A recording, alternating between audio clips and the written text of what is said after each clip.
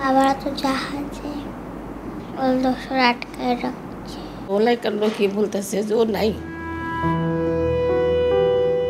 মায়ের চোখ ছলছল, ছোট ছেলে জাহাজে জিম্মি হয়ে আছে। এই মায়ের কি আর ঈদ বলে কিছু থাকে? মাঝে মধ্যে স্যাটেলাইট ফোনে পরিবারের সাথে যোগাযোগ করলেও মা দিল আফরোজার মন মানে না। সে নাই, ঈদের কোনো আমেজও নাই। ও ছোট ছেলে তো হলো 2-3 ভাইয়ের মধ্যে হলো অন্যরকম ছিল। এলাকাটা নীরব হয়ে গেছে। অন্য সব ঈদ থেকে এবার খুলনার করিমনগর এলাকার এই বাড়িতে ঈদের আনন্দ বিষাদের মতো। পরিবারের সময় কাটছে শঙ্কা আর দুশ্চিন্তায়।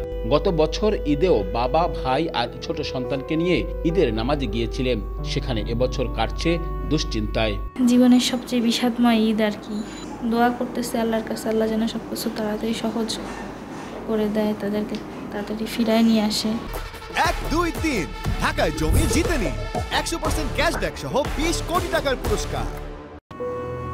আর ছোট্ট আসফিয়া তাহসিনা তাকিয়ে আছে কখন বাবাকে ঘরে ফিরে পাবে সেই আশায়। বাবারা তো জাহাজে, ওই দোসর আটকায় রাখছে। গত 12 মার্চ ভারত মহাসাগরে সোমালিয়ার জলদস্যুদের হাতে জিম্মি হয় এমভি আবদুল্লাহ নামের জাহাজটি, যেখানে জিম্মি আছেন তৌফিকুল সহ 23 বাংলাদেশি নাবিক। আব্দুল্লাহ আল মামুন রুবেল, সময় সংবাদ, খুলনা।